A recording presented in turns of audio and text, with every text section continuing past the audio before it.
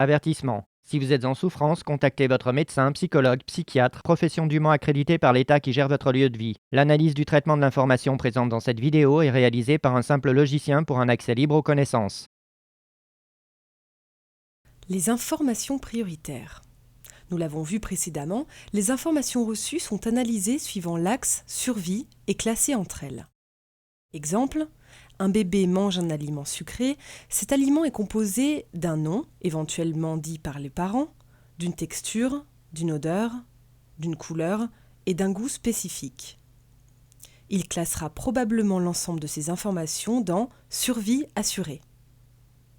Si ce même bébé mange un aliment très amer ou très acide, composé également d'un nom, d'une texture, d'une odeur, d'une couleur et d'un goût spécifique, il classera cet élément, ces informations, dans survie non assurée. Si les éléments composant ces deux aliments ne se ressemblent pas, tout sera bien classé dans le cerveau du bébé. Mais si ces deux aliments classés à l'opposé l'un de l'autre ont des paramètres communs, le bébé risque d'être troublé. Comment peut-il faire à l'avenir pour ne pas manger un aliment mauvais si par exemple sa couleur et sa texture sont les mêmes qu'un aliment bon? Heureusement, ce genre de gros problème pour un bébé fait partie du processus normal d'apprentissage. S'il aime quelque chose qui ressemble énormément à une chose qu'il n'aime pas, il ira en profondeur déterminer, identifier la différence. Exemple, ces deux gâteaux paraissent identiques, mais dans l'un, il manque du sucre ou les œufs ne sont pas frais. Un bébé se limite à la surface, n'a aucune idée de la profondeur. L'adulte, lui, sait que les éléments ne se limitent pas aux apparences. Et cet apprentissage lui permet de prendre conscience de l'univers qui l'entoure, d'utiliser la notion de confiance. Chaque élément se lie à d'autres éléments en prenant chaque fois une étiquette « assure ma survie » ou « menace ma survie » ou « information sans importance ». Le bébé construit donc son univers avec toutes ces informations. Mais afin de ne pas être noyé sous ces informations qui s'accumulent dans son cerveau, il crée des informations prioritaires. Exemple, lorsqu'un bébé a faim, l'information « jouet » n'aura plus la même importance que l'information « biberon rempli ». Biberon rempli devient une valeur prioritaire. De même, entre plusieurs jouets, il établira des préférences suivant les couleurs, les textures, le son des différents jouets à sa disposition, d'autres enfants, etc. Si le bébé a l'occasion de jouer par exemple avec des cubes où sont inscrits des lettres, cela le familiarisera avec l'alphabet, mais risque de manquer d'attrait vu son âge. L'alphabet et la lecture ne sont pas à sa portée, faute d'une capacité à prononcer les sons correctement. Le doudou, lui, sera le repère qui assure sa survie dans les moments d'inquiétude, car l'information doudou est composée de douceur, objet familier, objet dont je suis le seul propriétaire, couleur et odeur apaisante, etc.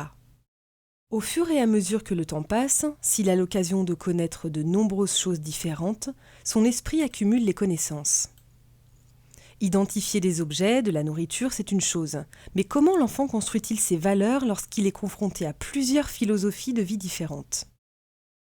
Qu'est-ce qu'il choisira entre un parent matérialiste qui voit sa survie dans l'accumulation d'objets coûteux et un autre parent qui se contente de lire pour trouver le bonheur?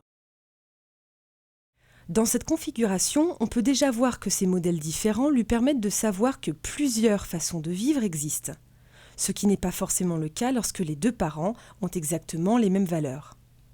Et plus l'enfant aura connaissance de philosophies de vie différentes, plus il sera à même de comprendre que l'univers qui l'entoure ne se réduit pas à 2 ou 10 personnes, 2 ou 10 modèles possibles.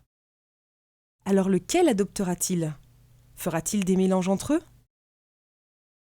Encore une fois, l'expérience, l'utilité d'un savoir feront la différence dans l'établissement des valeurs prioritaires.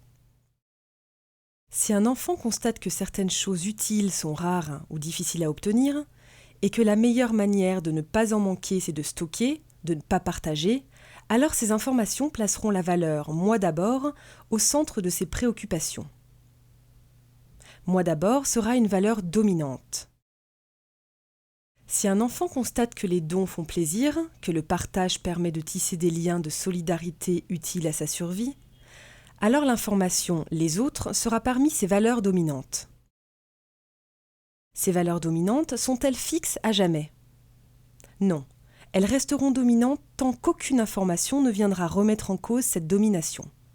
Exemple, si l'enfant ayant « moi d'abord » comme information dominante se retrouve, suite à une catastrophe climatique, dénué de tout, habits, toit, nourriture, etc., et que c'est la solidarité d'autres personnes qui lui assure un minimum de survie, cet enfant commencera à voir l'intérêt d'une solidarité, que donner à un moment de sa vie peut être un gage de sécurité future, ainsi le « moi d'abord » perdra de sa valeur.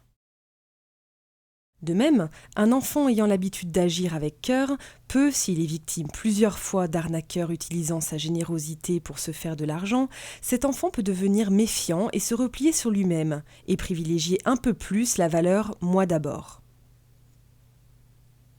La question « où est ma survie ?» se pose plus ou moins inconsciemment dès le début de l'existence humaine. Dans une société occidentale, manger avec une fourchette assure mieux ma survie que manger avec les doigts, parce que mes parents m'ont disputé lorsque je mangeais avec mes doigts. Être disputé assure moins ma survie que de ne pas être disputé. Résultat, j'évite de me faire disputer, j'apprends à manger avec une fourchette.